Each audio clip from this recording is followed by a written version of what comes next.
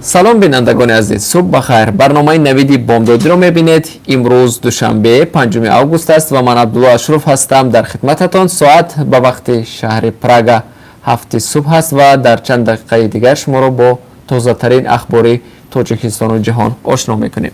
نخست از وضع باد و هوا برایتان میگوییم. هوا در شهر پراگ پایتخت جمهوری چک و قرارگاه مرکزی رادیو آزادی ابری است و حرارت دوام روز به 27 درجه میرسد. در شهر دوشنبه هوا خیلی گرم است و پیش بینی می شود حرارت تا 40 درجه برسد. برنامه را با خبرها از تاجیکستان شروع می کنیم. هواپیمای تعلیمی اندوی تشکیلات مددگاری مدافع در تاجیکستان به صدمه دچار شده سرنشین آن به هلاکت رسید. در تشکیلات جمعیتی مددگاری مدافع به رادیو آزادی گفتند که فلاکت روز 4 آگوست در مرکز تعلیمی فخرآباد به وقوع پیوسته است. هواپیما هنگام فرود آمدن به مشکل فنی دچار آمده و محرکش خاموش شده است. عین زمان به گفته او تفتیش سبب‌های اصلی فلاکت را معلوم می‌کند. در نتیجه سقوط هواپیما از بلندی 10 متر الهام رحمتوف خلبان با تجربه هلاک شده است. خلبان دوم هواپیما لیتنانت کلان بختیار دولتوی 20 ساله جراحت برداشته است و در شفاخانه ناحیه خراسان معالجه می‌گیرد. الهام رحمتوف بعد بستری شدن در این شفاخانه جان داده است. خبرگزاری دولتی خاور که در این باره خبر نشر کرده است گفته است که هواپیما استحصال سال 1978 است.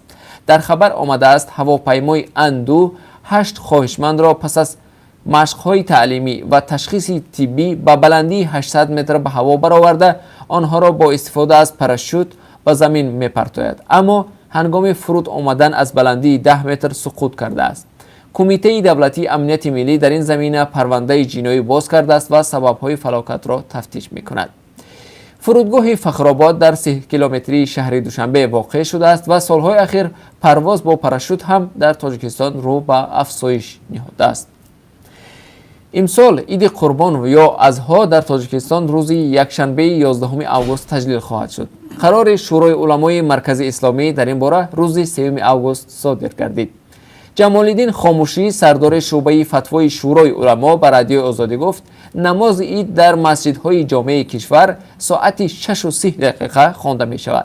عید قربان یکی از 2 عید مسلمانی سالها باز در تاجیکستان استراحتی رسمی اعلان شده است. در این روز ساکنان برای ادای نماز به مسجدها رفته، سپس آنهایی که توان دارند به قربانی و دیگران برای زیارت قبر گذشتگان و عیادت خویش و تبار می روند. ولی کمیسیون آزادی‌های مذهبی ایالات متحده آمریکا سال گذشته در گزارش خود گفت شاگردان مکتب‌ها و دانشجویان و کارمندان ساختارهای دولتی سال 2017 نتوانستند به عیدگردک برآیند و با طلب غیر رسمی همه در این روز به درس و کار رفتند. بنابر یک گزارشی که در شورای امنیت سازمان ملل پیشنهاد شده است، یک حلقه دیش در افغانستان را سیولی شفیف، یک جوان 31 ساله از تاجیکستان رهبری میکند. در گزارش آمده است جنگجویان حلقه خراسان در دیش تقریبا 200 نفر هستند و سیولی شفیف حالا در ولایت ننگرهار فعالیت میکند و عضو شورای رهبری سازمان است. نام سیولی شفیف ماه می سال 2018 در یک گزارش کمیته دولتی امنیت ملی تاجیکستان صادر داده است. در این ماه کمیته با نشر یک فیلم مستند با نام منقرت‌ها گفت 14 نفر را که می‌خواستند در روزهای تجلیل عید نوروز حمله‌های تروریستی انجام دهند و همچنان پایگاه 201 روسیه در تاجیکستان را ترک کنند دستگیر و به سالهای طولانی زندان محکوم کردند. در آن فیلم فرد را با نام شفیف سیدعلی رؤوفویچ نام بردند که به گفته مقامات جلال آبادی و یا معاویه لقب داشته است و از جمله در تمرین و به تاجیکستان فرستادن 2 عضو محکوم شده دیش نقش مهمی اجرا کرده است. کمیته امنیت ملی تاجیکستان میگوید سیولی شفیف زاده ناحیه حصار است و خود را در شبکه‌های اجتماعی مبلغ گروهی به نام دولت اسلامی معرفی می‌کرده است. بینندگان ارجمند، حالا رو میاریم به خبرها از خارج تاجیکستان. منصبداران ایالات متحده آمریکا میگویند تیرپرانی در فروشگاه تگزاس که 20 نفر را به هلاکت رساند همچون تروریسم داخلی تحقیق می شود. و قبل دادستان منطقه غرب تگزاس جان باش ظاهرا هدف از حمله در الپاسو رسانیدن زیان به اهالی ملک بود. ساکنی 21 ساله شهر دالاس به ازدحام مردمی در فروشگاه والمارت در شهر الپاسو آتش کشیده وقت پلیس او را احاطه کرد تسلیم شد. پرزیدنت ایالات متحده آمریکا دونالد ترامپ روز یکشنبه دستور داد که به خاطر قربانیان تیرپرانی‌های تگزاس و اوهایو پرچم این کشور در کاخ سفید و نهادهای دولتی پایین آورده شود. گرگ آلن سردار اداره پلیس شهر گفت مقامات بیانیه‌های را در اینترنت یافتند که ظاهراً به این جوان تعلق دارد و بر ضد مهاجران نگرانیده شده است. او در یک نشست خبری گفت جنایت غالباً انگیزه‌های بیگانه‌ستیزی را دارد. الپاسو با اهالی 680,000 نفر در مرز با مکزیک در غرب ایالت تگزاس جایگیر است و اهالیش اکثرا اسپانی تباران هستند. هندوستان در کشمیر زیر نظارتش نیروهای ایلاوگی مستقر نموده به هزارها سیاح خارجی دستور داد منطقه را ترک کنند. در این بین سروزیر پاکستان عمران خان از پرزیدنت ایالات متحده آمریکا دونالد ترامپ درخواست کرد که در بحث درازمدت پاکستان و هندوستان در مسئله کشمیر میانه رو باشد. روز 4 اوگوست پلیس پاکستان گفت که از آتش نظامیان هندوستان در خط مرز که کشمیر را میان دو کشور تقسیم میکند یک زن به هلاکت رسید. یک روز پیش از آن پاکستان ابراز داشت که از ترکش بمب‌های خوشه‌ای هندوستان 2 فرد آسایشته به هلاکت رسیده 11 کسی دیگر زخم برداشتند. ولی هندوستان این عیبنامه را رد کرده است. کشمیر میان پاکستان و هندوستان تقسیم است ولی هر یک از این دو کشور ادعا میکنند که کشمیر باید به وی تعلق داشته باشد. از زمان صاحب استقلالی پاکستان و هندوستان در سال 1947 دو کشور روی کشمیر 2 دفعه جنگ کردند. بینندگان عزیز، اگر شما خبر، عکس و یا نوار نادری دارید که میخواهید از آن دیگران هم آگاه شوند، پس آن را توسط پیام رسان‌های وایبر و یا واتساپ به ما بفرستید. رقم تلفن ما +420 724 05 66 81 است. یادآور می‌شویم که این تلفن برای گرفتن پیام ها است. اگر شما خبر فرستادید ما جزئیات آن را از شما پرسان می‌شویم.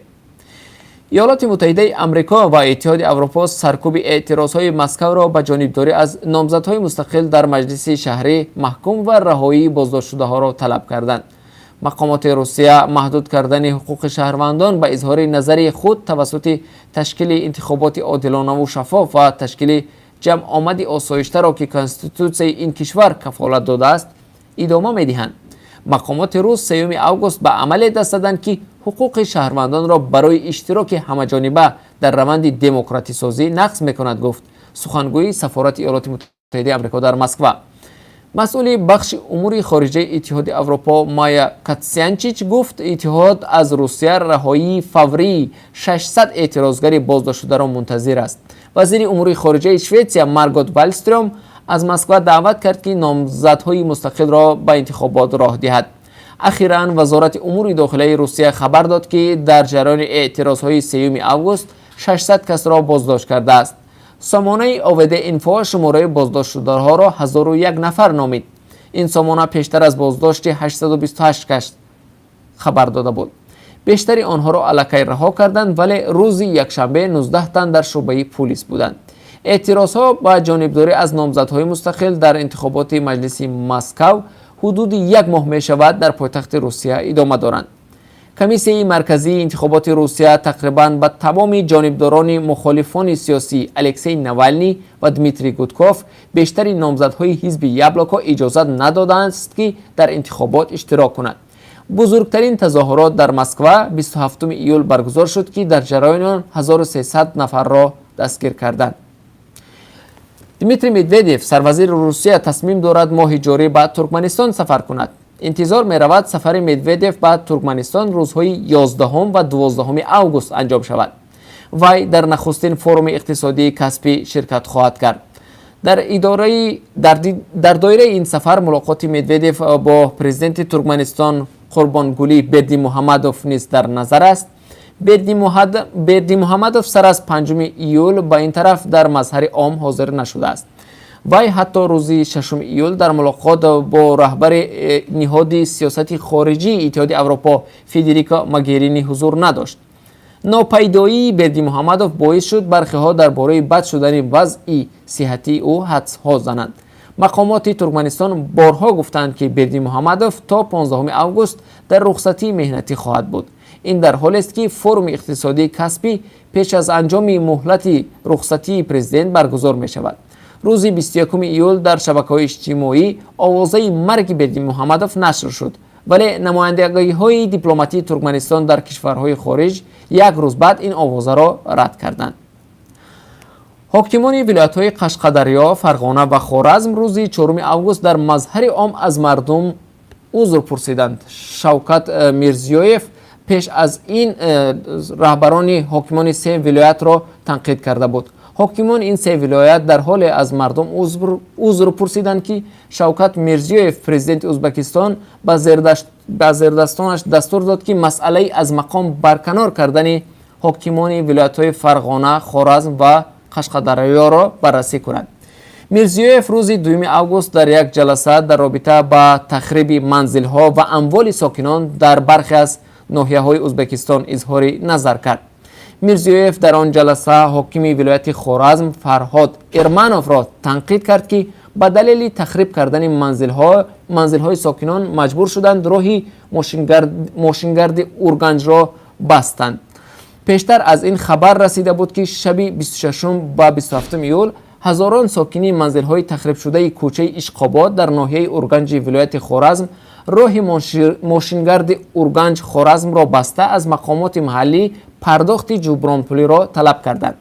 بعد تخریب منزل‌ها بیشتر از 400 عائله چند ماه مجبور بودند زیر خیمه‌ها استقامت کنند. روز 27 ایون سروزیر ازبکستان عبدالله آریپوف برای شناسایی با وضع به اورگنج رفت. یک روز بعد به همه اعتراضگران جبران پولی پرداخته شد. شوکت میرزیویف در جلسه روز 2 آگوست حاکمان ولایت‌های فرغانه و قشقدریا را هم تنقید کرده بود. بینندگان عزیز، در پایان این نشر خبر با درخواست شما همچنان نظر میکنیم به قرب ارز خارجی در تاجیکستان طبق قرب اسعار خارجی که امروز از جانب بانک ملی معین شده است. $1 آمریکایی 9 سومانی و 43 درم، 1 یورو 10 سومانی و 47 درم و 1000 روبل روسی 144 سومانی ارزش دارد. اینجا رسیدیم به پایان این نشر نوید بامدادی. برنامه‌های نو و جالب ما دوام روز تقدیم شما می شود. ما را همراهی کنید.